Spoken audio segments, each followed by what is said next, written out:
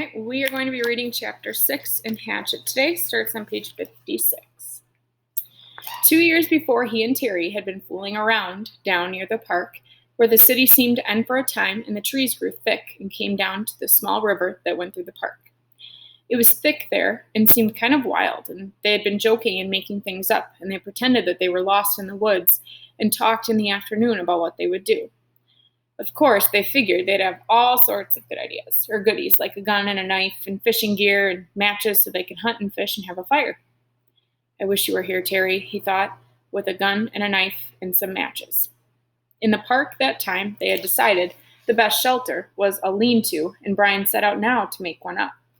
Maybe cover it with grass or leaves or sticks, he thought, and he started to go down to the lake again, where there were some willows he could cut down for braces. But it struck him that he ought to find a good place for the lean-to, and so he decided to look around first. He wanted to stay near the lake because he thought the plane, even deep in the water, might show up to somebody flying over, and he didn't want to diminish any chance he might have of being found. His eyes fell upon the stone ridge to his left, and he thought at first he should build a shelter against the stone.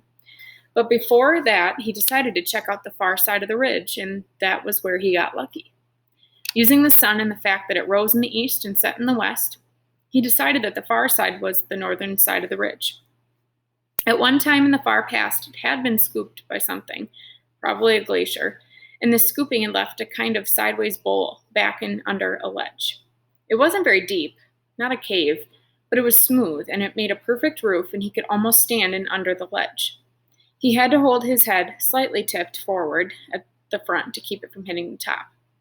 Some of the rock that had been scooped out had also been pulverized by the glacier action, turned into sand, and now made a small sand beach that went down to the edge of the water in front of the right of the overhang.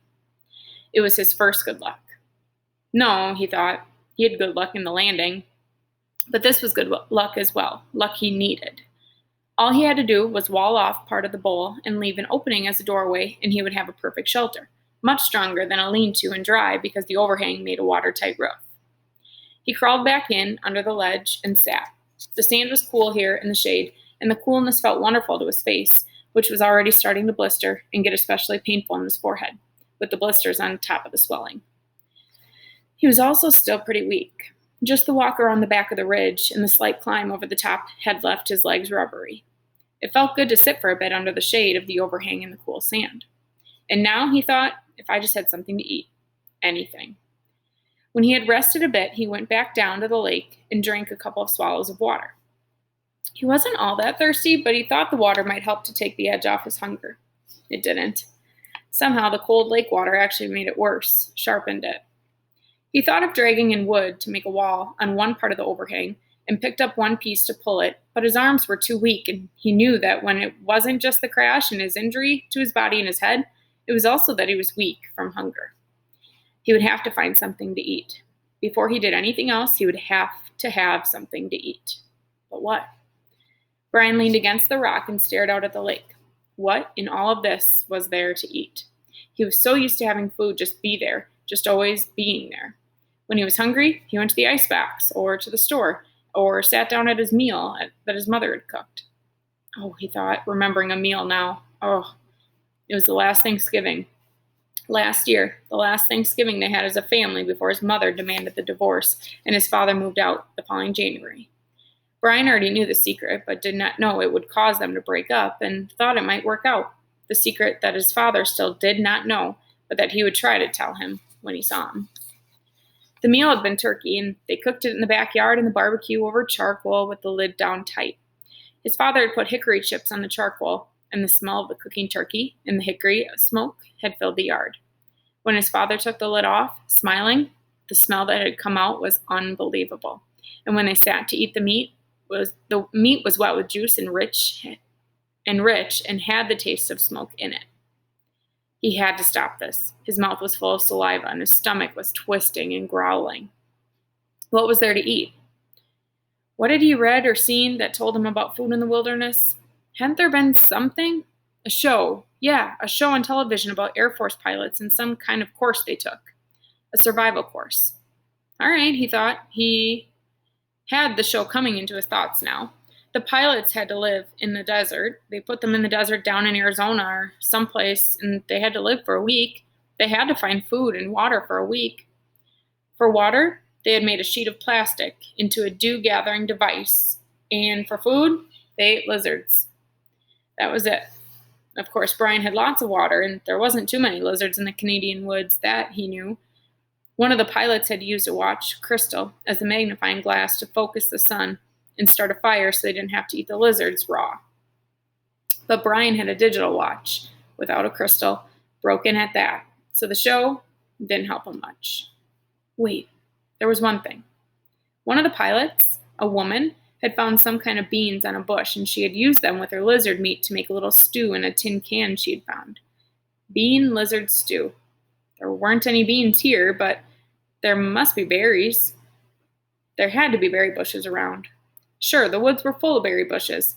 That's what everyone always said. Well, he'd actually never heard anybody say it, but he felt that it should be true. There must be berry bushes. He stood and moved out into the sand and looked up at the sun. It was still high. He didn't know what time it must be, but at home, it would be 1 or 2 if the sun were that high. At home, at 1 or 2, his mother would be putting away the lunch dishes and getting ready for her exercise class. No, that would have been yesterday. Today, she would be going to see him. Today was Thursday, and she always went to see him on Thursdays. Wednesday was the exercise class, and Thursdays she went to see him. Hot little jets of hate worked into his thoughts. Pushed once, moved back. If his mother hadn't begun to see him and forced the divorce, Brian wouldn't be here now. He shook his head. Had to stop that kind of thinking. The sun was still high, and that meant that he had some time before darkness to find berries. He didn't want to be away from he almost thought of it as home, shelter, when it came to be dark. He didn't want to be anywhere in the woods when it came to be dark, and he didn't want to get lost, which was a real problem. All he knew in the world was the lake was in front of him and the hill at his back and the ridge. If he lost sight of them, there was a really good chance that he would get turned around and not find his way back. So he had to look for berry bushes, but keep the lake or the rock ridge in sight at all times. He looked up the lake shore to the north. For a good distance, perhaps 200 yards, it was fairly clear. There were tall pines, the kind with no limbs until very close to the top, with a gentle breeze sighing in them, but not too much low brush. 200 yards up, there seemed to be a belt of thick lower brush starting, about 10 or 12 feet high, and that formed a wall he could not see through.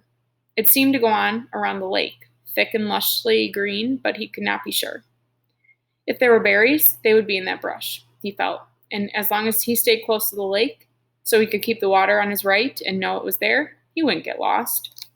When he was done, or found berries, he thought, he would just turn around so the water was on his left and walk back until he came to the ridge and his shelter. Simple. Keep it simple. I am Brian Robeson. I have been in a plane crash. I'm going to find some food. I'm going to find berries. He walked slowly, still a bit pained in his joints and weak from the hunger, up along the side of the lake. The trees were full of birds singing ahead of him in the sun. Some he knew, some he didn't. He saw a robin and some kind of sparrows and a flock of reddish-orange birds with thick beaks. 20 or 30 of them were sitting in one of the pines. They made much noise and flew away ahead of him when he walked under the tree. He watched them fly, their color a bright slash and solid green, and in this way he found the berries. The birds landed in some taller willow type of undergrowth with wide leaves and started jumping and making noise. At first he was too far away to see what they were doing, but their color drew him and he moved toward them. Keeping the lake in sight on his right, when he got closer, he saw they were eating berries. He could not believe it was that easy. It was as if the birds had taken him right to the berries. The slender branches went up about 20 feet, were heavy, drooping with clusters of bright red berries. They were half as big as grapes, but hung in bunches much like grapes, and when Brian saw them glistening in the red sunlight, he almost yelled.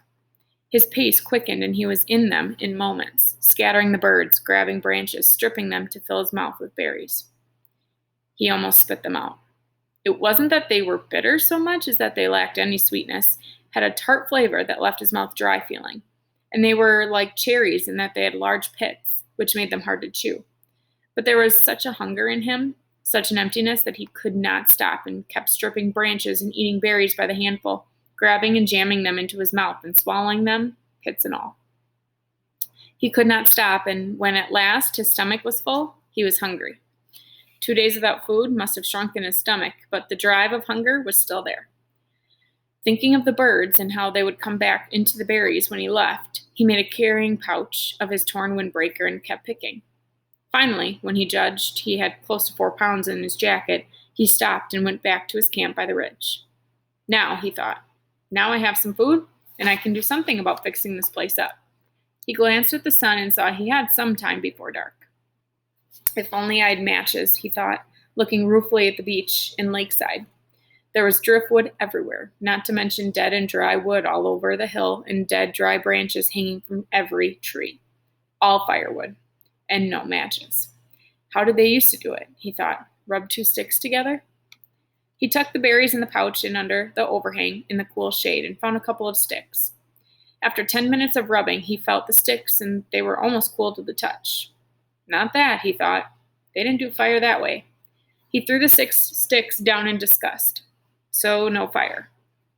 But he could still fix the shelter and make it, here the word safer came to his mind and he didn't know why, more livable. Kind of close in it, he thought. I'll just close it in a bit. Or kind of close in it, he thought. I'll just close it in a bit. He started dragging sticks up from the lake and pulling long dead branches down from the hill, never getting out of sight of the water in the ridge. With these, he interlaced and wove a wall across the opening of the front of the rock. It took over 2 hours, and he had to stop several times because he still felt a bit weak, and once because he felt a strange new twinge in his stomach. A tightening, rolling. Too many berries, he thought. I ate too many of them. But it was gone soon, and he kept working until the entire front of the overhang was covered, save for a small opening at the right end, nearest the lake. The doorway was about 3 feet, and when he went in, he found himself in a room almost 15 feet long and 8 to 10 feet deep, with the rock wall sloping down in at the rear. Good, he said, nodding. Good. Outside, the sun was going down finally, and in the initial coolness, the mosquitoes came out again and clouded in on him. They were thick, terrible, if not quite as bad as in the morning, and he kept brushing them off his arms until he couldn't stand, and then he dumped the berries and put the torn windbreaker on. At least the sleeves were covered, his arms. Wrapped in the jacket, with darkness coming down fast now, he crawled back in under the rock and huddled and tried to sleep. He was deeply tired and still aching some, but sleep was slow coming and did not finally settle in until the evening cool turned to night cool and the mosquitoes slowed. Then, at last, with his stomach turning on the berries, Brian went to sleep. Okay, so we're going to stop there. You have in your packet the worksheet that is for this chapter.